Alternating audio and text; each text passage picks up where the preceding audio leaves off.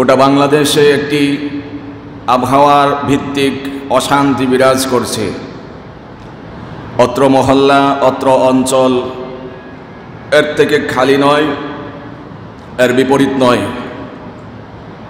সারা বাংলাদেশের প্রত্যেকটি সেক্টরে, প্রত্যেকটি জেলাতে, থানাতে, অঞ্চলে দেখা দিয়েছে অনাবৃষ্টি, অত্যাধিক খরা।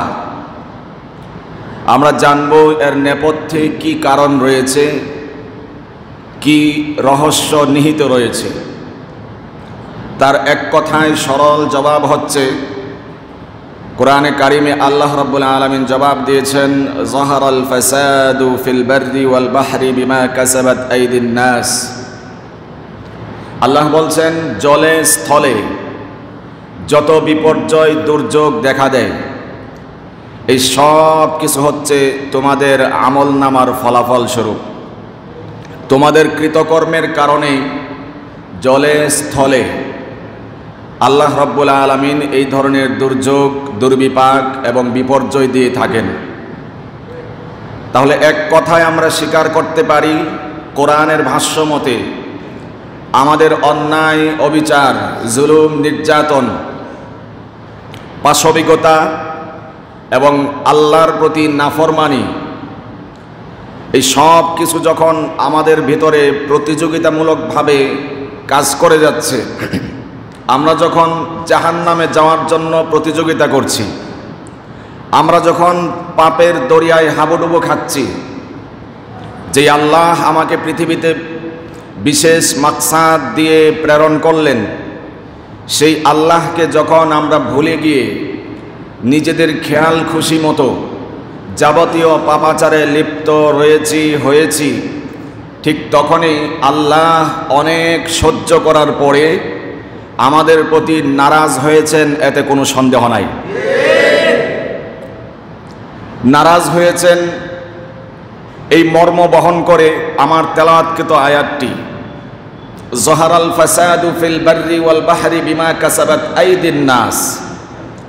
এই পৃথিবীতে, ভূমণ্ডলে, জলে, স্থলে যত দুর্যোগ, দুর্বিপাক, বিপর্যয়, দুঃখ, দুর্দশা, অশান্তি তোমরা দেখতে পাও, বালা মুসিবত, বিপদ আপদ দেখতে পাও, এই সব কিছু আল্লাহ দিয়ে থাকেন তোমাদের কৃতকর্মের কারণেই, অর্থাৎ তোমাদের পাপাচারের কারণে, নাফরমানির কারণে আল্লাহ নারাজ হয়ে তোমাদের উপরে এইভাবে আযাব, গজব, বিপদ আপদ দিয়ে থাকেন। কেন? এই কেনর মধ্যেও একটি সুন্দর মায়া জড়িত আছে। আল্লাহর ভাষায় লাআল্লাহুম ইয়ারজিউন। আমি এই যে তোমাদেরকে দুর্ভিক্ষ দেই, অনাবৃষ্টি দেই, খরা দেই, বিপদ আপদ দেই, বালা মুসিবত দেই, দুর্যোগ দুর্বিপাকে তোমাদেরকে আক্রান্ত করি, এর একমাত্র উদ্দেশ্য হচ্ছে যাতে করে তোমরা নিজের জীবনকে বদলে পরিশুদ্ধ হয়ে আমার রাস্তায় ফিরে আসতে পারো। লাআল্লাহুম ইয়ারজিউন, যাতে করে তোমরা ফিরে আসো, এই কারণেই আমি তোমাদেরকে এই ধরনের দুর্ভিক্ষ দেই, খরা দেই, অনাবৃষ্টি দেই। অনাবৃষ্টি হওয়া, এটা যেভাবে আমরা কোরআনের ভাষ্যমতে, আল্লাহর ভাষ্যমতে বিশ্বাস করি, এটি আমাদের প্রতি আযাব আল্লাহর পক্ষ থেকে। অনাবৃষ্টি মানে বৃষ্টি বন্ধ থাকা, দরকার প্রয়োজন কিন্তু বৃষ্টি আসছে না, আমরা বিশ্বাস করি এটি আল্লাহর পক্ষ থেকে আমাদের কৃতকর্মের কারণে আযাব স্বরূপ। ঠিক তেমনিভাবে অতিবৃষ্টি, একটি হচ্ছে অনাবৃষ্টি, বৃষ্টি বন্ধ থাকা, আরেকটি হচ্ছে অতিবৃষ্টি, বৃষ্টি প্রয়োজনের চেয়েও অত্যাধিক হওয়া, বেশি হওয়া, এটিও আল্লাহর পক্ষ থেকে আযাব, এটিও আল্লাহর পক্ষ থেকে গজব। আর এই যে অনাবৃষ্টি, অতিবৃষ্টি, এগুলো যিনি ঘটান তিনি কে? আল্লাহই ঘটান। পৃথিবীর একদিকে আজকে অতিবৃষ্টি হওয়ার কারণে বন্যায় প্লাবিত হয়েছে, মহাপ্লাবন হয়েছে বলা চলে। দুবাইয়ের দৃশ্য আপনারা দেখেছেন, বিমানবন্দর, এয়ারপোর্ট পর্যন্ত যেই বিমান আকাশপথে উড়ে উড়ে বেড়ায়, সেই বিমানকে পানি গ্রাস করেছে, বন্যা গ্রাস করেছে। এমনকি যে প্রাইভেট কারগুলো সুন্দর সুন্দর রাস্তা দিয়ে, প্রতিযোগিতা দিয়ে দুর্দান্ত গতিতে এগিয়ে চলে, ছুটে চলে আপন গন্তব্যে, নির্দিষ্ট স্থলে, সেই প্রাইভেট কারগুলো চলতে পারছে না বন্যায় প্লাবিত হওয়ার কারণে। অতিবৃষ্টি, অনাবৃষ্টি দুটি আল্লাহর পক্ষ থেকে গজব। কেন? আমাদের কৃতকর্ম, আইদিন নাস, তোমাদের কৃতকর্মের কারণেই আল্লাহ গোস্বা হয়ে নারাজ হয়ে অতিবৃষ্টি দিয়ে থাকেন, অনাবৃষ্টি দুর্ভিক্ষ খরা দিয়ে থাকেন। তাহলে এক প্রান্তে বৃষ্টির জন্য হাহাকার মানুষের, অপর প্রান্তে বৃষ্টির কারণে মানুষ ঘর থেকে বের হতে পারছে না, মানুষের চলাচল যাতায়াত জীবন একেবারে দুর্বিষহ হয়ে পড়ছে। এই দুটি আল্লাহর পক্ষ থেকে গজব। আমাদের বিশ্বাস আছে না নাই? স্পষ্ট গজব। গবেষকরা বলছেন যে 1 থেকে 2 বছরে যে পরিমাণ বৃষ্টি হতো দুবাইতে, সেই 1 থেকে 2 বছরের সমপরিমাণ বৃষ্টি হয়েছে একদিনে। আল্লাহু আকবার। এই কুদরত কার? এই কারিগরি কার? আল্লাহর কারিগরিতেই, আল্লাহর কুদরতেই 2 বছরের বৃষ্টিকে তিনি একদিনেই এই জমিনে বর্ষণ করেছেন। আজকে বলছে গবেষকরা, কেন দুবাইতে এত বন্যা, কেন দুবাইতে এত বৃষ্টির চাপ? তারা বলছে জলবায়ু পরিবর্তন। কিন্তু আমরা তাদের এই কথাতে একটু আদৌ বিশ্বস্ত নই, কারণ আমরা বিশ্বাস করছি মহাগ্রন্থ, ঐশী গ্রন্থ আল কোরআনের বক্তব্য, যাহারাল ফাসাদু ফিল বাররি ওয়াল বাহরি বিমা কাসাবাত আইদিন নাস। জলে স্থলে যত দুর্যোগ দেখা দেয়, যত আযাব গজব বিপদ আপদ দেখা দেয়, এই সবগুলো হচ্ছে এই ভূমণ্ডলের মানুষের পাপাচারের ফলস্বরূপ। সুতরাং আমরা এই কথা দ্ব্যর্থহীনভাবে বলতে পারি, বিজ্ঞান যদি 1000টা অ্যানালাইসিস করে আমাদেরকে বক্তব্য দেয়, বক্তব্য শোনায়, 1000টাই তার ভুল প্রমাণিত হওয়ার সমূহ সম্ভাবনা রয়েছে। কিন্তু আল্লাহ এবং তার কোরআন যেটি একবার উচ্চারণ করেছেন, সেটি কোশ্চিনকালেও ভুল হওয়ার সুযোগ নাই। সেই করোনাকালীন সময়ে আমরা দেখেছি সারা দেশের সমস্ত প্রযুক্তি, সমস্ত বিজ্ঞান, সমস্ত বিজ্ঞানী, সমস্ত পরাশক্তি সব কিছু আল্লাহ প্রদত্ত করোনার কাছে হার মানতে বাধ্য হয়েছে। আল্লাহর পক্ষ থেকে এই আযাব করোনার মোকাবেলা করতে তারা সক্ষম হয় নাই, সমাধান দিতে পারে নাই। কারণ আমরা বিশ্বাস করি যাহারাল ফাসাদু ফিল বাররি ওয়াল বাহর বিমা কাসাবাত আইদিন নাস। জলে স্থলে এই ভূমণ্ডলে যত আযাব গজব আপতিত হয়, এই সব কিছু বান্দা বান্দির নাফরমানির কারণে হয়ে থাকে। প্রযুক্তি ভুল করতে পারে, একবার না বারবার। যতবার অ্যানালাইসিস করবে ততবার ভুল করতে পারে, ইয়াকিন আমাদের আছে। বিজ্ঞান 1000টা অ্যানালাইসিস করবে, বক্তব্য দেবে, 1000টাই ভুল প্রমাণিত হতে পারে। কিন্তু আল্লাহ যে কথা একবার বলেছেন, রাসূল তার জবান থেকে যে কথা একবার উচ্চারণ করেছেন, কিয়ামত পর্যন্ত সেই কথা মিথ্যা হওয়ার কোনো সুযোগ নাই। এই জন্য কোনটা মানবেন, আল্লাহর কথা না বিজ্ঞানের কথা? বিজ্ঞান তো বলছে জলবায়ুর পরিবর্তনের কারণে দুবাইতে 2 বছরের বৃষ্টি একদিনে নিপতিত বা আপতিত হয়েছে। কিন্তু আমরা সঠিক বিজ্ঞান, বিজ্ঞানের উৎকর্ষণ যেখান থেকে সাধিত হয়, ইয়াসিন ওয়াল কোরআনিল হাকিম, বিজ্ঞানময় কোরআনের শপথ খেয়ে যে আল্লাহ যে কোরআনের কিতাবের শপথ খেয়েছেন, সরাসরি সেই বিজ্ঞানময় কোরআনের বক্তব্য হচ্ছে আমাদের পাপাচারের কারণে আল্লাহ রাব্বুল আলামিন নারাজ হয়ে জলে স্থলে এই ধরনের বিপর্যয় দিয়ে থাকেন। অতএব কোরআনের সাথে বিজ্ঞানের এই যুক্তির যদি টক্কর খায়, সাংঘর্ষিক অবস্থান দেখা দেয়, কোনটা মানবেন, বিজ্ঞান না কোরআন? অবশ্যই আমাদের কোরআন মানতে হবে। কোরআন অস্বীকার করার কোনো সুযোগ নাই, সন্দেহ করার পর্যন্ত সুযোগ নাই। এটা এমন হলো কেন? আমার বিবেক, আমার বিবেচনায়, আমার ব্রেন, আমার আত্মা সেটি ধারণ করতে পারুক, বুঝুক বা না বুঝুক, তবু আল্লাহ যা বলেছেন, নবী যা বলেছেন, সেটি চিরসত্য কথা, কোনো সন্দেহ নাই। এবার আসুন আমরা জানব, 1 নম্বর বক্তব্য তো পেলাম যে মানুষের খারাপ আমলের কারণেই আল্লাহ রাব্বুল আলামিন নারাজ হয়ে পৃথিবীতে আযাব গজব দিয়ে থাকেন। এখন এই খারাপ দিকগুলো কি বিশেষভাবে উল্লেখযোগ্য? সেই খারাপ দিকগুলো কি যেগুলোর কারণে আল্লাহ রাব্বুল আলামিন নারাজ হয়ে মানুষকে দুর্ভিক্ষে আক্রান্ত করেন, মানুষকে অনাবৃষ্টি দিয়ে অতিবৃষ্টি দিয়ে আক্রান্ত করেন, মানুষকে দুর্ভিক্ষ বা খরা দিয়ে আক্রান্ত করেন? সেই বিশেষ উল্লেখযোগ্য কারণগুলো কি জানার দরকার আছে না নাই? আল্লাহ রাব্বুল আলামিন কোরআনে হাকিমে একটি ঘটনা একাধিক জায়গায় উল্লেখ করেছেন। সেই ঘটনাগুলোর মধ্যে একটি ইনশাআল্লাহ সময়ের সংক্ষিপ্ত পরিসরে সরাসরি কোরআন থেকে আপনাদের কাছে আলোচনা করব, শুনবেন ইনশাআল্লাহ? তাহলে একটু মনোযোগ দেন সবাই। এক কথায় আমরা বলেছি আমাদের পাপাচারের কারণে। সেই পাপাচারগুলো কি? এর মধ্যে একটি আমি আপনাদের সামনে মার্ক করে শোনাচ্ছি। একটি পাপাচার হচ্ছে আল্লাহর হুকুম, নবীর তরিকা। কি বলছি বলেন? এই 2 পথ থেকে যখন আমরা ছিটকে দূরে সরে গিয়েছি, 2 পথের প্রতি যখন আমরা বৃদ্ধাঙ্গুল প্রদর্শন করেছি, সেটি কথনে হোক আচরণে হোক, যখন আমরা কোরআন ও হাদিসের বক্তা যারা, কোরআন ও হাদিসের ধারক বাহক যারা, কোরআন ও হাদিসের বিবৃতি যারা মানুষের কাছে উপস্থাপন করে, সেই আল্লাহর কথাগুলো, নবীর কথাগুলো থেকে যখন আমরা ছিটকে দূরে সরে রয়েছি, এক কথায় কোরআন সুন্নাহর দাওয়াত থেকে যখন আমরা বঞ্চিত রয়েছি, বৃদ্ধাঙ্গুল প্রদর্শন করেছি, তখনই আল্লাহ রাব্বুল আলামিন আমাদেরকে এই অনাবৃষ্টি দিয়ে আক্রান্ত করেছেন।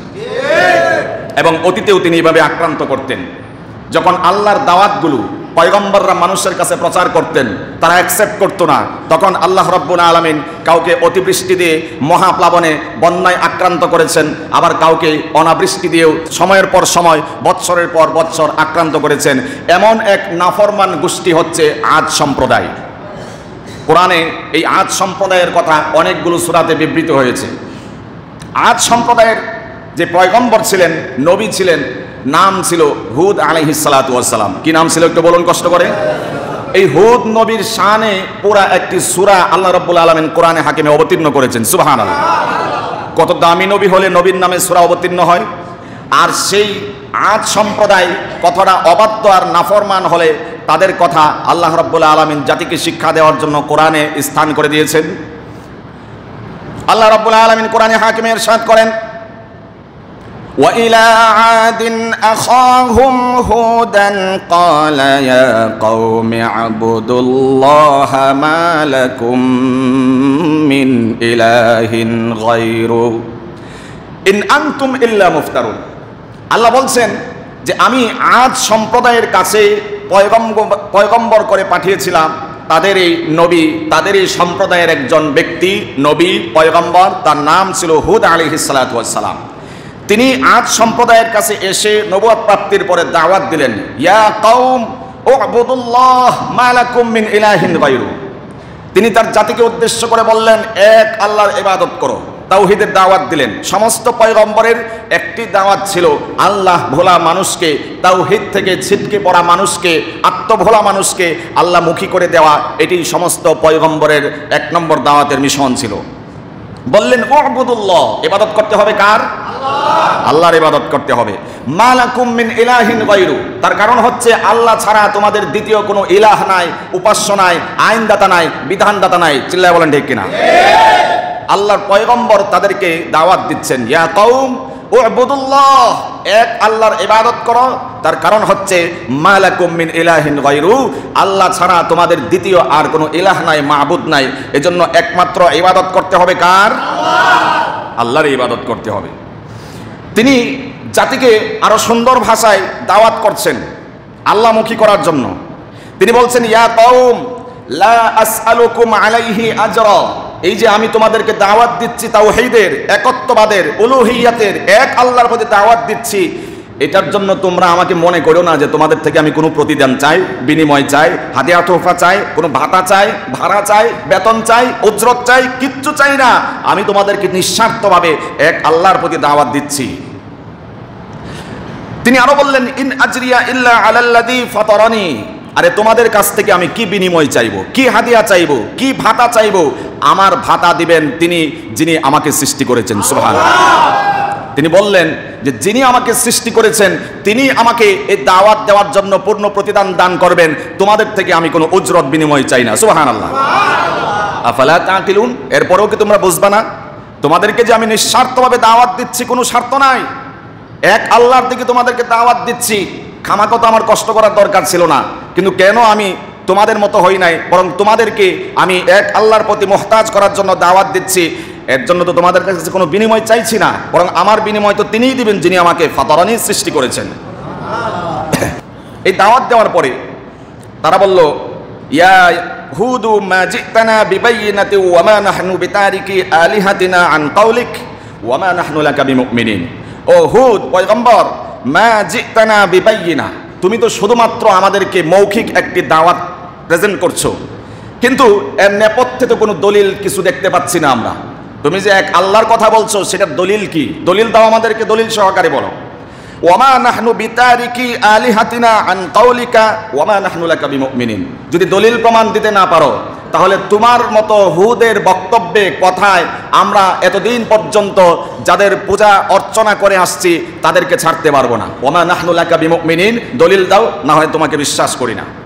তারা বলল, ইন্নাকুলু ইল্লা তারাকা বাদু আলিহাতিনা বিসুইন, বরং তুমি যেই কাজ করছো, যে মিশন পরিচালনা করছো, এক আল্লাহর দিকে মানুষকে দাওয়াত দিচ্ছ, আমরা মনে করছি তুমি তো আমাদের মতো হও নাই, বহু খোদায় বিশ্বাসী হও নাই। আমাদের ধারণা হচ্ছে, আমাদের বক্তব্য হচ্ছে, নিশ্চিতভাবে আমরা যাদের পূজা করি আমাদের কোনো দেবতার বদদোয়া, অভিশাপ, বদনজর তোমার প্রতি লেগেছে। নাউজুবিল্লাহ বলে। আজ সম্প্রদায় বোঝাতে চায় যে তুমি তো একটা ভিন্ন মতবাদ লালন করছো, ভিন্ন মতাদর্শের দিকে আমাদেরকে ইনভাইট করছো। আমরা মনে করছি আমরা যাদের ইবাদত করি, সেই মাটির তৈরি পুতুলের ইবাদত করি, হয়তোবা তাদের কোনো একজনের অভিশাপ, বদনজর তোমার প্রতি পড়েছে, যার কারণে তুমি আজকে আবল তাবল বলছো। নাউজুবিল্লাহ। এই আজ সম্প্রদায়ের বক্তব্যের মতোই এই জাতীয় আমাদের দেশেও কিছু নামাজি মুসলমান আছে যারা ওলামায়ে কেরামের দুর্দিনে বলে যে আমাদের হুজুরের বদদোয়া লাগছে, এই জন্যই আজকে আলেমদের এই দুর্দশা। নাউজুবিল্লাহ বলবেন না? যারা ওলামায়ে কেরামের দুর্দিনে, দুঃসময়ে আজ সম্প্রদায়ের সাথে সুর মিলে এই জাতীয় মন্তব্য আর কমেন্ট, ব্যাড কমেন্ট করতে পারে, নিঃসন্দেহে এরা হচ্ছে জাতির সবচেয়ে নিকৃষ্ট আর নির্বোধ জাতি। চিল্লায় বলেন ঠিক কিনা? আজ সম্প্রদায় বলতো যে মনে হয় আমরা যাদেরকে মানি তাদের কারো বদনজর তোমার উপরে পড়ছে হুদ, আর এই সময়েও বলে যে আমাদের হুজুরের বদদোয়া লাগছে অমুক হুজুরের উপরে, তার কারণে এই হুজুরদের বেহাল অবস্থা, এই হুজুরদের দুর্দশা, এই হুজুরদের বিপদ আপদ ছাড়ছেই না, আমাদের হুজুরের বদদোয়া লাগছে। এরাই আবার নামাজি মুসলমান, এরাই আবার তাসবিহ হাতে রাখে, এরাই আবার আল্লাহ বিল্লাহ করে, এরাই অনেক কিছুই করে। আমি আগেও আপনাদেরকে সতর্ক করেছি, লেবাস দেখলেই, চাকচিক্য দেখলেই আপনি তাকে সোনা মনে করে তার পিছে পিছে দৌড়াবেন না, বরং যারা সত্যিকার অর্থে কোরআন সুন্নাহর ধারক বাহক, একমাত্র তাদের পথেই তাদেরকে অনুসরণ আর অনুকরণ করেই চলতে হবে। সত্যিকার অর্থে যারা দিনের দায়ী, সত্যিকার অর্থে যারা কোরআন সুন্নাহর ধারক বাহক, যারা আলেমদের সম্পর্কে নাক ছিটকায় না, আলেমদের সম্পর্কে বিরূপ মন্তব্য করে না, আলেমদেরকে নিজের জীবনের চাইতেও সবচেয়ে বেশি ভালোবাসে, ওয়ারাসাতুল আম্বিয়া হওয়ার সুবাদে তাদের পথেই, তাদের মতোই আমাদেরকে চলতে হবে। ভিন্ন কোনো সুরে, ভিন্ন কোনো চাকচিক্যে চকচক করলেই শোনা হয় না, সে সোনা মনে করে যার তার পিছনে দৌড়াবেন না। আগে যাচাই করবেন, জাস্টিফাই করবেন যে আমি যেই পথে চলছি সেই পথটি আসলেও আদৌ কি সঠিক পথে চলছি কিনা। যদি এমনটি না হয়, শুধু খামাকায় এর পিছে তার পিছে দৌড়াবেন না। শেষ পর্যন্ত যাকে আপনার দরকার পড়বে, জীবনের শেষ মুহূর্তে, কবরস্থ হওয়ার আগ মুহূর্তে যাকে জানাজার জন্য দরকার পড়বে, তার পিছনে তার অনুকরণ করে আমাদেরকে চলা উচিত। এদের সাথে গাদ্দারি করার কোনো সুযোগ নাই, মনে ব্যথা দেওয়ার কোনো সুযোগ নাই। একবার ভোর রাত্রে উঠে আহ বলবে, আল্লাহর আরশে আযীম পর্যন্ত পৌঁছে যাবে আহ শব্দটি। দুনিয়া যত বাহাদুরি করতে পারে, ওলামায়ে কেরামের একটি আহ আল্লাহর আরশ ছিদ্র করে আল্লাহর রহমতের জরিয়ায় জোশ তৈরি করবে এবং গজবের দরিয়ায় জোশ তৈরি করে ওই সমস্ত লানত-প্রাপ্ত ব্যক্তিদেরকে ধ্বংস করে দিতে পারে। এজন্য খুব হুঁশিয়ার আর সজাগ থাকা চাই আলেমদের সাথে, যারা সত্যিকার অর্থে আলেম। খবরদার, খবরদার, হাতে পায়ে ধরে বলছি, আপনার জন্যই, আপনার ভালোর জন্যই তাদেরকে ঠকাতে যাবেন না, তাদের সাথে বিরূপ মন্তব্য করতে যাবেন না, তাদের সাথে খারাপ ব্যবহার করতে পারবেন না। দুনিয়াতে তাকে কোনোভাবে ঠকিয়ে আপনি কিছুদিনের জন্য একটু আনন্দ ফুর্তি এনজয় করতে পারবেন বটেই, কিন্তু শেষ রাত্রে যে আল্লাহর কাছে বিচার দিবে, আল্লাহর আদালতে মামলা দায়ের করবে, সেই আদালতের কাঠগড়ায় একদিন আপনাকে দাঁড়াতে হবে। এটি আপনার জন্য জাহান্নামে যাওয়ার জন্য যথেষ্ট হয়ে যাবে। এই জন্য সময় থাকতে আমাদের সঠিক পথে আসা উচিত। আল্লাহ রাব্বুল আলামিন যেই কথা বলছিলেন আজ সম্প্রদায়ের কথা, এমনই অবস্থাতে হুদ আলাইহিস সালাতু ওয়াস সালাম নির্ভীক এক বার্তা শোনালেন, সাহসী বক্তব্য তিনি উচ্চারণ করলেন। যখন তারা বলছে যে আমরা তো মনে করছি আমাদের কোনো দেবতার বদদোয়া, কুনজর, অভিশাপ তোমার উপর পড়ছে, যার কারণে আলতু ফালতু কথা বলো, এমন দুঃসময়ে একটি শিরকি মতবাদের সামনে দাঁড়িয়ে, শিরকি সমাজের সামনে তিনি দাঁড়িয়ে একটি সাহসী আর নির্ভীক বক্তব্য উচ্চারণ করলেন। তিনি বললেন, মিন দুনিহি ফাকিদুনি জামিআন সুম্মা লা তুনজিরুন ইন্নী তাওয়াক্কালতু আলাল্লাহ। সুবহানাল্লাহ বলেন। তিনি বলছেন, চক্রান্ত করো, ষড়যন্ত্র করো, কিন্তু আমি এমত অবস্থাতেও আমি এক আল্লাহ, যিনি তোমাদের রব, আমার রব, তার উপরে তাওয়াক্কুল করলাম। সুবহানাল্লাহ। এই পরিস্থিতিতেও তিনি এক আল্লাহর উপরে তাওয়াক্কুল করেছেন। বিস্তর আলোচনা, এত খণ্ড খণ্ড করে বলার সুযোগ নাই, সময়ও নাই। দাওয়াতের এই ভাষা এখন তিনি পরিবর্তন করলেন, যেটি কোরআনে হাকিমের 19 নম্বর পারাতে এসছে। এবার তিনি দাওয়াতের ভাষা পরিবর্তন করে তাদেরকে আল্লাহর পক্ষ থেকে যে নিয়ামত দেওয়া হয়েছিল সেই নিয়ামতের কথা স্মরণ করিয়ে দাওয়াত দিচ্ছেন। হুদ আলাইহিস সালাতু ওয়াস সালাম তাদেরকে বললেন, আতাবনুনা বিকুল্লি রিইন আয়াতান তাবসুন। আরো শর্ট করে বলছি, ওয়াত্তাকুল্লাযী আমাদ্দাকুম বিমা তা'লামুন, যে আল্লাহ তোমাদেরকে নিয়ামত দান করেছে সেই আল্লাহকে ভয় করো। আগে বলছিল কি, ওয়াবুদুল্লাহ, এক আল্লাহর ইবাদত করো, তিনি ছাড়া কোনো মাবুদ নাই। তোমাদের কাছে দাওয়াত দিচ্ছি, কোনো বিনিময় চাই না। এবার দাওয়াতের সুর পরিবর্তন করেছেন। তিনি দৃঢ় অবিচল ছিলেন, তখনও তিনি ঘাবড়ে যাননি, তাদের হুমকি ধমকিতে তিনি থেমে যাননি, দাওয়াতের কাজ বন্ধ করে দেননি। তিনি এবারও দীপ্ত কণ্ঠে তাদেরকে বোঝানোর চেষ্টা করলেন, আর দাওয়াতের সুর পরিবর্তন করে বললেন, আমাদ্দাকুম বিআনআমি ওয়া বানিন, যেই আল্লাহ তোমাদেরকে বহু নিয়ামত রাজি দান করেছেন, সন্তান সন্ততি দান করেছেন, সেই আল্লাহকে ভয় করো। ওয়া জান্নাতিন ওয়া উয়ুন, যিনি তোমাদেরকে অনেক বাগ বাগিচা বাগান দান করেছেন, নহর ঝর্ণা নদী প্রবাহিত করেছেন, সেই আল্লাহকে ভয় করো। এইভাবে যখন তিনি দাওয়াত দিচ্ছিলেন, তখন তারা বলছিল, ইন হুয়া ইল্লা রাজুলুন ইফতারা আলাল্লাহি কাযিবা। আরে হুদ, তুমি কি বলো আল্লাহ সম্পর্কে, সব বানোয়াট কথা বলো। নাউজুবিল্লাহ বলেন। এইভাবে যখন তিনি দাওয়াত দিচ্ছিলেন, তারা বলছিল, ইন হুয়া ইল্লা রাজুলুন ইফতারা আলাল্লাহি কাযিবান, আল্লাহ সম্পর্কে এগুলো তোমরা বলছো, মিথ্যা বলছো, আমরা এগুলো বিশ্বাস করি না। ওমা নাহনু লাকা বিমুমিনিন, তোমার এই সমস্ত কথা এবং তোমাকে আমরা বিশ্বাস করি না। তারা আরো বলল চ্যালেঞ্জ দি, ক্বালু আজিতানা লিনা'বুদাল্লাহ ওয়াহদাহু ওয়া নাদারা মা কানা ইয়া'বুদু আবাউনা ফাতিনা বিমা তাইদুনা ইন কুনতা মিনাস সাদিকিন। তারা এবার বলল, চ্যালেঞ্জ করে বলল, আরে হুদ, যদি তুমি সত্যি এক আল্লাহর যে দাওয়াত দিচ্ছ এটি যদি সত্যই হয়ে থাকে, আমাদেরকে দলিল প্রমাণ দেখাও, এবং ফাতিনা বিমা তাইদুনা ইন কুনতা মিনাস সাদিকিন, যে আযাব গজবের ভয় তুমি আমাদেরকে প্রদর্শন করছো, বারবার দেখাচ্ছ, সেই আযাব গজব আমাদেরকে এনে দেখাও যদি সত্যবাদী হয়ে থাকো। নাউজুবিল্লাহ বলেন।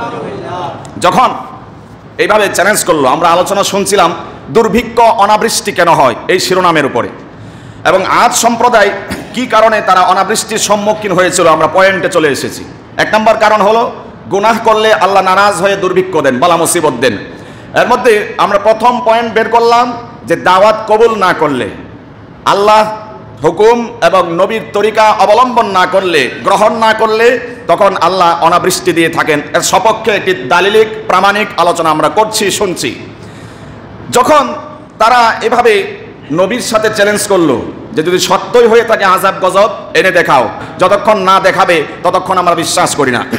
যখন এই চ্যালেঞ্জ করলো তারা নবীর সাথে, পয়গম্বরের সাথে, আল্লাহর পয়গম্বর তখন দোয়া করলেন আল্লাহর কাছে, ক্বালা রব্বিনসুরনি বিমা কাযযাবুন, আয় আল্লাহ, ওরা আমাকে মিথ্যা বলছে, আযাব গজবকে মিথ্যা বলছে, আপনি আমাকে সাহায্য করুন। আল্লাহ রাব্বুল আলামিন পয়গম্বরের দোয়া সাথে সাথে মঞ্জুর করে নিয়েছেন।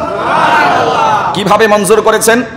আল্লাহ রাব্বুল আলামিন যেই জাতিকে এত নিয়ামত দান করেছিলেন, সজীব শ্যামল ভূমি দান করেছিলেন, ফসল শস্য তাদের কোনো কমতি ছিল না, মাঠ ভর্তি মাঠ, ক্ষেতের পর ক্ষেত, সবুজে সুন্দর সমারোহ ছিল, এমন একটি সবুজ শ্যামল সতেজ অবস্থাতে তারা দীর্ঘদিন পর্যন্ত উপভোগ করে আসছিল। কিন্তু আল্লাহ রাব্বুল আলামিন যখন তারা দাওয়াত কবুল করে নাই, তখন আসমান থেকে বৃষ্টি বন্ধ করে দিয়েছেন। আল্লাহু আকবার। আল্লাহর সেই ক্ষমতা নাই? এখন তো অনেক সময় পার হয়ে গেছে, এখন নাই। তো আল্লাহ রাব্বুল আলামিন ক্ষমতাবান, ইন্নাল্লাহা আলা কুল্লি শাইইন কাদির, সব কিছুই করতে পারেন সব সময়। কথা বলেন। তো আল্লাহ তাআলা তখন তাদের জন্য আসমানের বৃষ্টি বন্ধ করে দিলেন। একদিন দুই দিন নয়, 1 বৎসর চলে গেল বৃষ্টি নাই, দুর্ভিক্ষ। 2 বৎসর চলে গেল বৃষ্টি নাই। 3টি বৎসর চলে গেল, আসমান থেকে বৃষ্টি ওই এলাকাতে বর্ষণ হয় না। আজ সম্প্রদায়ের উপরে আল্লাহ রাব্বুল আলামিন নারাজ হয়েছেন, ওই এলাকাতে বৃষ্টি বর্ষণ হয় না। এবার তৎকালীন সময়ের নিয়ম ছিল, আল্লাহ বিল্লাহ তারা না করলেও তারা বিশ্বাস করত যে আল্লাহর কাছে চাইলে আল্লাহ বৃষ্টি দান করবেন। এবার সেখান থেকে আজ সম্প্রদায়ের পক্ষ থেকে 70 জনের একটি কাফেলা জামাত পাঠানো হলো। তাদের বিশ্বাস ছিল আল্লাহর কাছে বৃষ্টি কামনা করলে বৃষ্টি দেবেন, এবং তারা বৃষ্টি চাওয়ার জন্য মসজিদে হারামের দিকে ছুটে চলতো। তারা ছুটে চলল 70 জনের একটি জামাত, 70 জনের কাফেলা নিয়ে তারা প্রত্যাবর্তন আগমন করলো সেই মসজিদুল হারামের কাছে। সেখানে এসে তারা আশ্রয় গ্রহণ করলো। ওই সময়ে এখানে বসবাস করতো আমালিকা গোত্র। আমালিকার গোত্রের মূল বা প্রধান ছিলেন যিনি, তার নাম ছিল মুআবিয়া ইবনে বকর। এই মুআবিয়া ইবনে বকর ছিল ওই গোত্রের, আমালিকা গোত্রের তৎকালীন সময়ের লিডার। তার বাড়িতেই এই 70 জনের কাফেলা আশ্রয় গ্রহণ করলো। তিনি তাদেরকে আতিথ্য যা করার দরকার, মেহমানদারি করার দরকার, সব কিছু করলেন। তারা এখানে পৌঁছতে সময় লেগেছে 1 মাস। এখানে তারা আনন্দ ফুর্তি করতে করতে আরো 1 মাস শেষ হয়ে গেছে। আনন্দ ফুর্তির জন্য যে জিনিসগুলো সেখানে ব্যবস্থা করা ছিল, ওই মুআবিয়া ইবনে বকরের তথা আমালিকা গোত্রের লিডারের দুইজন গায়িকা ছিল, মেয়ে গায়িকা। ওরা তাকে গান গাইয়ে গাইয়ে তাকে আনন্দ দিত, বিনোদন দিত। এই 70 জনের কাফেলা যখন আসছে, তার বাড়িতে অবস্থান নিয়েছে, তখন তারা সেখানে এসে ওই দুই নায়িকা গায়িকার শুধু গান শুনে সময় পার করে, মাস্তি করে, এনজয় আর বিনোদন করে, আর যত সময় মনে চায় মদ পান করে। তারা আসছে আল্লাহর কাছে বৃষ্টি চাওয়ার জন্য, কিন্তু যেই মাকসাদ নিয়ে এসছে সেই মাকসাদ ভুলে গিয়েছে। তারা আসতে সময় লেগেছে 1 মাস, এখানে চলে গিয়েছে আরো 1 মাস। তারা দুই গায়িকা নিয়ে ব্যস্ত, সাথে সাথে তারা সে আনন্দ বিনোদনের জন্য মদ মাস্তি নিয়ে ব্যস্ত। এইভাবে যখন সময়ের পর সময় চলে যাচ্ছে, গোত্রের লিডার তখন চিন্তা করলেন, এরা যেই মাকসাদ নিয়ে এখানে এসছে আল্লাহর কাছে বৃষ্টি কামনা করার জন্য, সেই মাকসাদই তো হাসিল হচ্ছে না, কি করা যায়? বলতেও লজ্জাবোধ হয়, দ্বিধাবোধ হয়। আমার বাড়ির মেহমান, আমি কিভাবে বলি যে তোমরা না আল্লাহর কাছে বৃষ্টি চাইতে আসছো, বৃষ্টি চাও তারপরে চলে যাও? এটা তো আমার বলতেও মেজবানের পক্ষে শোভা পায় না। তখন তার যে গায়িকা ছিল 2 জন, তাদেরকে বলে দিল, তোমরা আজকে তাদেরকে যে গান পরিবেশন করে শোনাবে, সেই গানের মধ্যে থাকবে তাদের যে মূল মাকসাদ নিয়ে তারা এখানে এসেছে, সেই কথাগুলো তোমরা তুলে ধরবা। তাহলেই তারা এখানে গিয়ে মসজিদে হারামের কাছে গিয়ে দোয়া প্রার্থনা করবে, বৃষ্টি কামনা করবে। গায়িকারা তখন গান পরিবেশন করলো, গানের ভিতরে তারা তুলে ধরলো তারা যেই মাকসাদ নিয়ে এখানে এসেছে, সেই উদ্দেশ্যটি তারা তুলে ধরলো। তুলে ধরার পরে তাদের হুঁশ ফিরেছে যে আমরা আসতে সময় লাগছে 1 মাস, এখানে অবস্থান নিয়েছে আজ 1 মাস, এখন পর্যন্ত সেই বৃষ্টির কামনাই আমরা করলাম না। যখন হুঁশ ফিরে আসলো, তারা চলে গেল মসজিদুল হারামের কাছে। সেখানে 70 জনের কাফেলা গিয়ে আল্লাহ রাব্বুল আলামিনের দরবারে গিয়ে হাত উত্তোলন করলো বৃষ্টির জন্য। সেখানে মোনাজাত পরিচালনা যিনি করলেন তার নাম ছিল কায়েল ইবনে আনাস। সে কায়েল ইবনে আনাস যখন সকলকে নিয়ে 70 জনের জামাত নিয়ে আল্লাহর দরবারে বৃষ্টির জন্য কামনা করলো, আল্লাহ রাব্বুল আলামিন সাথে সাথে তার ডাকে সাড়া দিয়েছেন। এখন তো সুবহানাল্লাহ বললেন। এরপরের ঘটনা শুনুন। সাথে সাথে সাড়া দিয়েছেন, মঞ্জুর তো করেছেন বটেই। আল্লাহ রাব্বুল আলামিন 3টি অপশন দিলেন। সেই আকাশের মধ্যে 3 রকমের মেঘমালা তিনি তৈরি করলেন এবং তার সামনে তুলে ধরলেন। একটি রং ছিল কালো, একটি রং ছিল সাদা, একটি মেঘের রং ছিল লাল। 3 বর্ণের 3 কালারের মেঘ আল্লাহ রাব্বুল আলামিন আসমানে তুলে ধরলেন। তখন কায়েল ইবনে আনাসকে প্রশ্ন করা হলো, তুমি এই 3টির কোন মেঘটি গ্রহণ করতে চাও?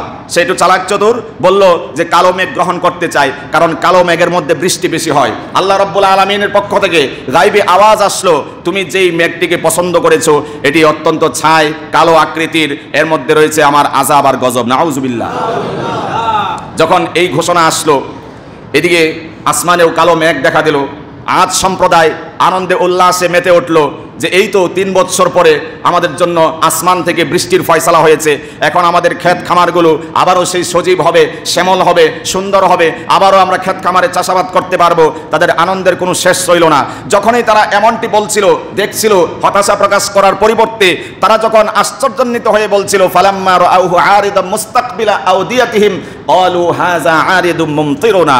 উপত্যকার নিকটে তারা দেখতে পেল মেঘমালা জমে আছে, পাহাড়ের মতো মেঘমালা জমে আছে। তখন তারা বলল, হাদা আরিদুম মুমতিরুনা, এই তো আমাদের মেঘ চলে আসছে, এই মেঘ থেকেই আমাদের জন্য বৃষ্টি বর্ষিত হবে। তারা এই আওয়াজ যখন দিয়েছিল, আল্লাহ জবাব দিলেন, বাল হুয়া মাস্তাজালতুম বিহি রিহুম ফিহা আযাবুন আলীম তুদাম্মিরু কুল্লা শাইইন বিআমরি রাব্বিহা।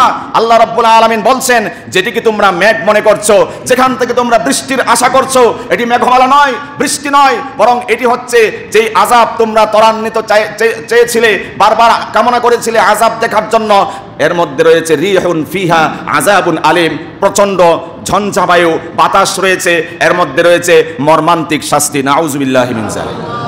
তারা ভাবছে যে আসমান থেকে বৃষ্টির ফয়সালা হয়ে যাচ্ছে, কিন্তু আল্লাহ আওয়াজ দিলেন, বাল হুয়া মাস্তাজালতুম বিহি রিহুন ফিহা আযাবুন আলীম। এটা মেঘমালা না, বৃষ্টি না, বরং এই যে তোমরা তাড়াহুড়ো করতে আযাব দেখাও, গজব দেখাও, ইন কুনতা মিনাস সাদিকিন, যদি সত্যবাদী হয়ে থাকো দেখাও তোমার রবের গজব দেখতে চাই। যখন চ্যালেঞ্জ করেছিল, আল্লাহ আসমান থেকে 3 প্রকারের 3 কালারের মেঘমালা নাজিল করলেন। অপশন 3টির একটি গ্রহণ করা হলো, কালো মেঘ গ্রহণ করা হলো।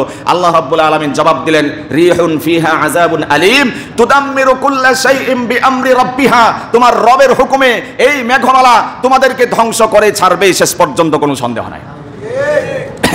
সূরা হাক্কার মধ্যে এসেছে, সাখখারাহা আলাইহা সাবআ লায়ালিন ওয়া সামানিয়াতা আইয়াম।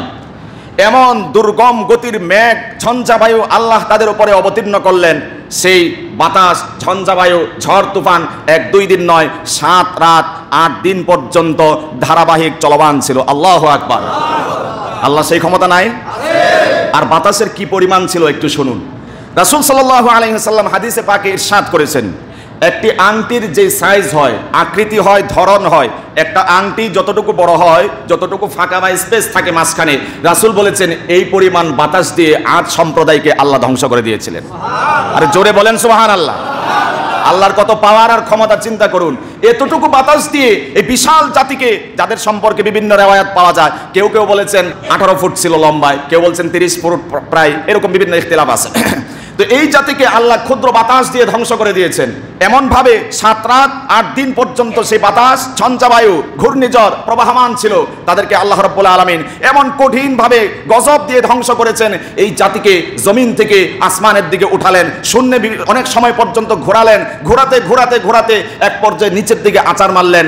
কোরআনে পাকে ইরশাদ হয়েছে, তুলনা করা হয়েছে, খেজুর গাছের মাথা যদি না থাকে, খেজুর গাছটা যেমন দেখা যায়, শাখা প্রশাখা ডাল যদি না থাকে, কাণ্ড যদি না থাকে, সেটাকে যেমন দেখা যায়, আল্লাহ রাব্বুল আলামিন আসমানের শূন্যে তাদেরকে নিয়ে ঘোরাতে ঘোরাতে তারপরে জমিনের মধ্যে ছেড়ে দিয়েছেন। তাদের মাথা নাই, চূর্ণ বিচূর্ণ হয়ে গিয়েছে। আল্লাহু আকবার। আল্লাহর সেই ক্ষমতা আছে না?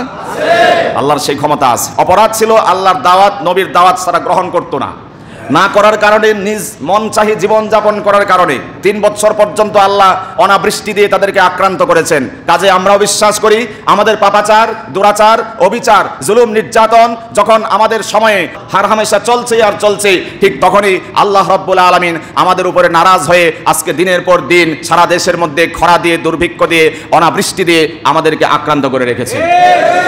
আজ সম্প্রদায় থেকে শিক্ষা নেওয়া দরকার। আজ সম্প্রদায়ের অপরাধের কারণে আল্লাহ কতটা নারাজ হয়েছিলেন। একজন স্কলার মারহুম, আল্লাহ তার কবরকে জান্নাতের বাগানে পরিণত করুন, বলুন আমিন। তার জবান থেকে শুনেছি, তিনি বলছেন এই যে আজ সম্প্রদায়কে যে আল্লাহ রাব্বুল আলামিন ঝঞ্ঝা বায়ু দিয়ে, ঝড় তুফান বা বাতাস দিয়ে আক্রান্ত করেছিলেন, সেই বাতাসের গতিটা কি পরিমাণ ছিল। আমেরিকা থেকে গবেষক আনা হলো, সৌদি গভর্নমেন্টের পক্ষ থেকে। তারা সেখানে গিয়ে তাদেরকে গবেষণা করার জন্য অপশন দিল যে এই যে আজ থেকে হাজার হাজার বছর আগে এই আদ সম্প্রদায়কে আল্লাহ রাব্বুল আলামিন বাতাস দিয়ে 7 রাত 8 দিন পর্যন্ত ঘুরিয়েছেন, তাদেরকে ধ্বংস করেছেন, ওই বাতাসের গতিটা কেমন ছিল আমাদেরকে একটু গবেষণা করে, অ্যানালাইসিস করে আমাদেরকে রিপোর্ট প্রদান করুন। গবেষকরা গবেষণা করলো, কম্পিউটারের মাধ্যমে মনিটরিং করলো, তারা অনুধাবন করলো, বুঝতে পারলো এবং তারা রিপোর্ট পেশ করলো। ওই সময় আদ জাতিকে আল্লাহ রাব্বুল আলামিন যেই বাতাস দিয়ে ধ্বংস করেছিলেন, সেই বাতাসের গতি ছিল ঘন্টায় 6,500 মাইল। সুবহানাল্লাহ বলেন। 1 ঘন্টায় 6,500 মাইল ব্যাপী এই বাতাসের গতি ছিল। এত দুর্দান্ত গতি দিয়ে আল্লাহ রাব্বুল আলামিন এই জাতিকে ধ্বংস করে দিয়েছেন। আর একটি গোষ্ঠীকে, যারা ঈমানওয়ালা ছিল, নবীর পক্ষের যারা ছিল, তাদেরকে আল্লাহ রাব্বুল আলামিন মুক্তি দান করেছিলেন। মুক্তি দান করার সাথে সাথে তাদের সময়ের বিবৃতি হচ্ছে এবং হাদিসে পাকের ঘোষণা হচ্ছে, যাদেরকে আল্লাহ রাব্বুল আলামিন মুক্তি দান করেছিলেন, যখন এই ঝঞ্ঝা বায়ু, ঝড় তুফান আর বাতাস ছয়লাভ হয়েছিল, তখন যারা ঈমান এনেছিল, আল্লাহর প্রতি যারা বিশ্বস্ত ছিল, নবীর পক্ষের যারা লোক ছিল, এই বাতাসে এক পক্ষকে আল্লাহ ধ্বংস করেছেন, অপর পক্ষের চেহারাকে আল্লাহ রাব্বুল আলামিন কোমল আর মসৃণ করে দিয়েছেন। সুবহানাল্লাহ। একই বাতাস, এই বাতাস দিয়ে বিশাল আকৃতির মানুষগুলোকে আল্লাহ ধ্বংস করে দেন। একই বাতাস, এই বাতাস দিয়ে আরেক জাতির চেহারাকে আল্লাহ রাব্বুল আলামিন কোমল আর মসৃণ করে দেন। সুবহানাল্লাহ বলেন। এবার আসুন, শর্ট করে দিলাম, আমরা এই আযাব থেকে, দুর্ভিক্ষ থেকে, খরা থেকে, অনাবৃষ্টি থেকে কিভাবে রেহাই পেতে পারে, মুক্তি পেতে পারে জানার দরকার আছে না নাই? আল্লাহর হাবিব সাল্লাল্লাহু আলাইহি ওয়াসাল্লামের একটি উদ্ধৃতি দিয়ে আপনাদেরকে শোনাচ্ছি। 1 নাম্বার হচ্ছে বেশি বেশি দোয়া করতে হবে আল্লাহ তাআলার কাছে। কি করতে হবে? দোয়া করতে হবে। রাসূল সাল্লাল্লাহু আলাইহি ওয়াসাল্লাম একবার মদিনায় জুমার নামাজ পড়াবেন, জুমার বয়ান করছেন, খুতবা দিচ্ছেন দাঁড়িয়ে। এমত অবস্থায় একজন আগন্তুক মসজিদে প্রবেশ করলো খুতবা চলাকালীন অবস্থায়। রাসূল সাল্লাল্লাহু আলাইহি ওয়াসাল্লামের সামনে ফেস টু ফেস তিনি দাঁড়ালেন আর আল্লাহর হাবিবকে উদ্দেশ্য করে বললেন খুতবা চলাকালীন অবস্থায়, ইয়া রাসূলুল্লাহ, হালাকাতিল মাওয়াসি, দুর্ভিক্ষের কারণে আমাদের চতুষ্পদ জন্তু যা আছে এগুলো শেষ হয়ে যাচ্ছে, ধ্বংস হয়ে যাচ্ছে। আমাদের চলার রাস্তাগুলো চলার অনুপযোগী হয়ে যাচ্ছে, চলা যাচ্ছে না, ধ্বংস হয়ে যাচ্ছে। ফাদউল্লাহ, আল্লাহর কাছে দোয়া করুন, আল্লাহ যেন আমাদের জন্য বৃষ্টির ব্যবস্থা করেন। এই প্রস্তাব যখন করলেন, আল্লাহর হাবিব সাল্লাল্লাহু আলাইহি ওয়াসাল্লাম সাথে সাথে আল্লাহ তাআলার কাছে এই খুতবা চলাকালীন অবস্থায় 2 হাত উত্তোলন করেছেন। সুবহানাল্লাহ। বিশ্বনবী মুহাম্মদুর রাসূলুল্লাহ সাল্লাল্লাহু আলাইহি ওয়াসাল্লাম এই দরখাস্ত শোনার পরে খুতবা চলাকালীন অবস্থায় দুটি হাত আল্লাহ পাকের দরবারে উত্তোলন করলেন আর বললেন আল্লাহুম্মা আসকিনা, আল্লাহুম্মা আসকিনা, আল্লাহুম্মা আসকিনা। এই দোয়া যখন আল্লাহ রাব্বুল আলামিনের দরবারে করলেন, আনাস রাদিয়াল্লাহু তাআলা আনহু এই হাদিসের রাবি বর্ণনাকারী আনাস রাদিয়াল্লাহু তাআলা আনহু বলছেন, আল্লাহর কসম করে বলছি, দোয়ার আগ মুহূর্তে আসমানে কোনো মেঘের ছিটা ফাটা আমরা দেখতে পাই নাই, এক খণ্ড পরিমাণ, এক ফোঁটা পরিমাণ মেঘ আমরা দেখতে পাই নাই। কিন্তু আল্লাহর হাবিব সাল্লাল্লাহু আলাইহি ওয়াসাল্লাম যখন দোয়া করলেন, দোয়া শেষ হতে না হতেই আল্লাহ রাব্বুল আলামিন আসমান থেকে মুষলধারে বৃষ্টি বর্ষণ করে দিলেন। শুধু বৃষ্টি বর্ষণ করেছেন এমন নয়, নবীজির দোয়ার বরকতে আল্লাহ রাব্বুল আলামিন আসমান থেকে বৃষ্টি বর্ষণ করেছেন মুষলধারে এমনটি নয়, বরং এমন বেশি বৃষ্টি বর্ষণ করেছেন। আনাস রাদিয়াল্লাহু তাআলা আনহু বলছেন, আল্লাহর কসম করে বলছি, এক সপ্তাহ পর্যন্ত আমরা আকাশের সূর্যটা দেখতে পাই নাই। চলমান বৃষ্টি, কারণ নবী তো বলেছেন আল্লাহুম্মা আসকিনা, আল্লাহুম্মা আসকিনা, আল্লাহুম্মা আসকিনা। আয় আল্লাহ, আপনি আমাদের এই জাতিকে রহমতের বৃষ্টি দিয়ে ধন্য করুন, রহমতের বৃষ্টি বর্ষণ করুন। রাসূল তো শুধু বর্ষণ করতে বলেছেন, বন্ধ করতে কি বলেছেন? বন্ধ করতে বলেন নাই। নবীর এক বাক্যে এই শুক্রবার থেকে আগামী শুক্রবার, আগামী জুমা পর্যন্ত বৃষ্টি চলমান ছিল, বিরাজমান ছিল, সূর্য দেখা যেত না। আল্লাহু আকবার। আল্লাহর কত পাওয়ার, নবীর প্রতি কত ভালোবাসা। ইয়া রাসূলুল্লাহ, আপনি একটু দোয়া করুন, আমরা তো শেষ হয়ে গেলাম, ধ্বংস হয়ে গেলাম, অনাহারে দুর্ভিক্ষে আক্রান্ত হয়ে গেলাম, দোয়া করুন। রাসূল যখন দোয়া করেছেন, বৃষ্টি তো আর থামে না, এক সপ্তাহ পর্যন্ত সূর্য আর দেখা যায় না আসমানে, চলমান বিরাজমান আসমানের মধ্যে বৃষ্টি। অপর সপ্তাহে তথা পরের জুমাতে আরেকজন আগন্তুক আনাস রাদিয়াল্লাহু তাআলা আনহুকে জিজ্ঞেস করা হয়েছিল, এই আগন্তুক কি সেই আগন্তুক যিনি গত জুমাতে এসেছিলেন? তিনি বলেছেন, আমার জানা নাই। আল্লাহু আকবার বলেন। আজকে আমরা মাসআলা যদি একজনকে জিজ্ঞাসা করে, যাকে জিজ্ঞাসা করা হয়েছে তিনি জবাব দেওয়ার আগে সাথে 4-5 জন বসা সবাই মাসআলা দিয়ে দেয়। কথা বলেন। আর আনাস রাদিয়াল্লাহু তাআলা আনহু, রাসূলের এত প্রিয় ঘনিষ্ঠ ভাজন সাহাবী, তার কাছে জিজ্ঞেস করা হয়েছে, আনাস, গত জুমাতে যিনি বলেছিলেন দোয়া করেন, পরের জমা থেকে ওই ব্যক্তি কি বলেছেন দোয়া করেন? আনাস রাদিয়াল্লাহু তাআলা আনহু বললেন, আমার জানা নাই, তিনি খেয়াল করেন নাই। পরের জমাতে আর একজন আগন্তুক আসলো, এসে বলল, ইয়া রাসূলুল্লাহ, অতি বৃষ্টি হওয়ার কারণে, চলমান এক সপ্তাহ পর্যন্ত বৃষ্টি হওয়ার কারণে আমাদের যে পশুগুলো আছে ধ্বংস হয়ে যাচ্ছে, খাবার দাবার খেতে পারছে না, আমাদের পরিবার পরিজন ধ্বংস হয়ে যাওয়ার উপক্রম হয়েছে, রাস্তাগুলো ধ্বংস, প্রায় চলাচলের অনুপযোগী হয়ে গিয়েছে। আল্লাহ রাব্বুল আলামিনের দরবারে দোয়া করুন, আল্লাহ তাআলা যেন আমাদের থেকে বৃষ্টিকে আপাতত সরিয়ে দেন। আল্লাহর হাবিব সাল্লাল্লাহু আলাইহি ওয়াসাল্লাম দরখাস্ত শোনার সাথে সাথে আবারও আল্লাহ পাকের দরবারে দুটি হাত উত্তোলন করলেন আর বললেন, আল্লাহুম্মা হাওয়ালাইনা ওয়ালা আলাইনা। আয় আল্লাহ, এবার যথেষ্ট পরিমাণে বৃষ্টি হয়েছে, আমাদের অঞ্চলে আর বৃষ্টি প্রয়োজন নাই, আপনি মেহেরবানি করে অন্য অঞ্চলে বৃষ্টিকে প্রত্যাবর্তন করিয়ে দিন। আল্লাহ সাথে সাথে দোয়া মঞ্জুর করে দিলেন। আনাস রাদিয়াল্লাহু তাআলা আনহু আবারও বলছেন, আল্লাহর কসম করে বলছি, আমরা এসেছিলাম তো বৃষ্টির ভিতরে, বাড়িতে ফিরেছি সূর্যের আলোতে চলে চলে। আল্লাহু আকবার। এই এলাকায় বৃষ্টি যথেষ্ট পরিমাণে হয়েছে, আর দরকার নাই পার্শ্ববর্তী অঞ্চলে যেখানে বৃষ্টি প্রয়োজন, উপত্যকা যেখানে আছে, পাহাড় গিরিপথ যেখানে আছে, সেদিকে বৃষ্টিকে আপনি প্রত্যাবর্তন করুন। আল্লাহ রাব্বুল আলামিন সাথে সাথে এই অঞ্চলের বৃষ্টি থামিয়ে অন্য অঞ্চলে ফেরত পাঠিয়ে দিলেন। সুবহানাল্লাহ। যখন এই পরিস্থিতি, এই বৃষ্টিটা চলমান ছিল 1 মাস অবধি। আল্লাহু আকবার। কারণ রাসূল রহমতের বৃষ্টি চেয়েছেন, আল্লাহ কি না দিয়ে পারেন নাকি? আল্লাহ না দিয়ে পারেন না। আমরা এই ঘটনার আলোকে একটি মেসেজ আর বার্তা গ্রহণ করতে পারি, দুআর মাধ্যমে আল্লাহ রাব্বুল আলামিন বৃষ্টি দিতে পারেন না। এর জ্বলন্ত প্রমাণ হচ্ছে আনাস রাদিয়াল্লাহু তাআলা আনহু থেকে বর্ণিত হাদিস। দোয়া করতে হবে। কি করতে হবে? আমরা অনেক সময় ইমামদের কাছে দোয়া চাই, হুজুর বৃষ্টির জন্য দোয়া করেন। সাহাবীরাও নবীর কাছে দোয়া চাইতেন, হুজুর বৃষ্টির জন্য একটু দোয়া করেন, দুর্ভিক্ষে আক্রান্ত হয়েছি, খরা অনাবৃষ্টিতে আমরা আক্রান্ত হয়েছি, দোয়া করুন। রাসূল সাল্লাল্লাহু আলাইহি ওয়াসাল্লাম তখন দোয়া করতেন, আল্লাহ তাদেরকে দুর্ভিক্ষ থেকে হেফাজত করতেন এবং সাথে সাথে বৃষ্টির ফয়সালা করতেন। আরো একটি আমল হচ্ছে, কোরআনের দৃষ্টিকোণ থেকে আল্লাহ রাব্বুল আলামিন বলেছেন, ইস্তাগফিরু রাব্বাকুম সুম্মা তুবু ইলাইহি ইউরসিলিস সামাআ আলাইকুম মিদরারা। আল্লাহ বলছেন, বৃষ্টি যখন বন্ধ হয়ে যায় অনাবৃষ্টি যখন দেখা যায়, খরা দুর্ভিক্ষ যখন দেখা যায়, আল্লাহ বলছেন ইস্তাগফিরু রাব্বাকুম, তোমরা ওই সময়ে তোমাদের রবের কাছে বেশি বেশি পরিমাণে ইস্তেগফার করবে, আল্লাহ অবশ্যই বৃষ্টির ফয়সালা করে দেবেন।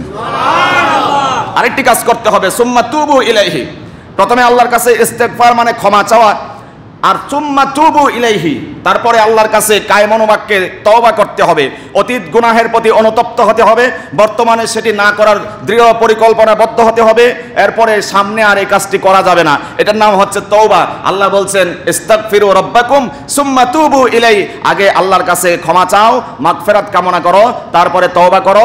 ইউরসিলিস সামাআ আলাইকুম মিদরারা, আল্লাহ রাব্বুল আলামিন আসমান থেকে তোমাদের জন্য মুষলধারে বৃষ্টির ফয়সালা করে দেবেন। সুবহানাল্লাহ। তাহলে 1 নাম্বার পাইলাম দোয়া করতে হবে, 2 নাম্বার কি করতে হবে? ইস্তেগফার করতে হবে।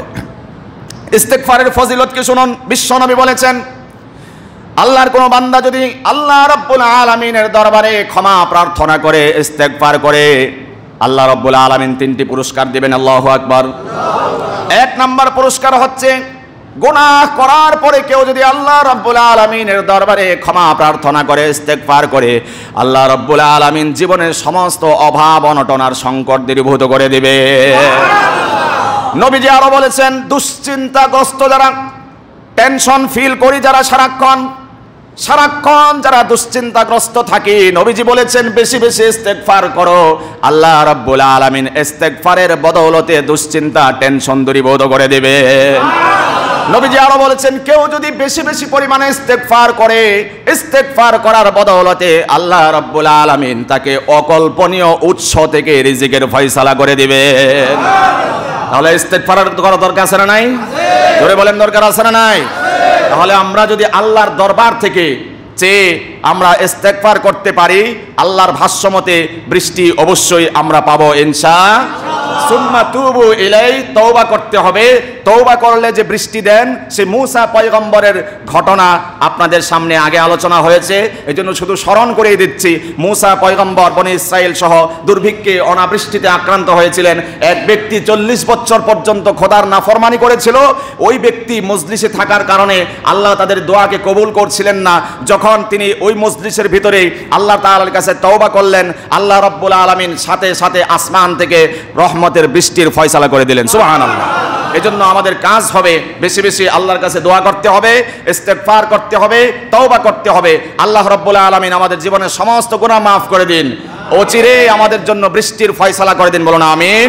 আরেকটি আমল হচ্ছে নবীজির সালাতুল ইস্তিসকা, ইস্তিসকার নামাজ যেখানে হয় সেখানে আমরা অংশগ্রহণ করে আমরা সেই সুন্নতকে লালন করার চেষ্টা করব। আল্লাহর কাছে কায়মনোবাক্যে নিজের অপরাধের কথা স্বীকার করে তওবা ইস্তেগফার করে বৃষ্টি কামনা করব।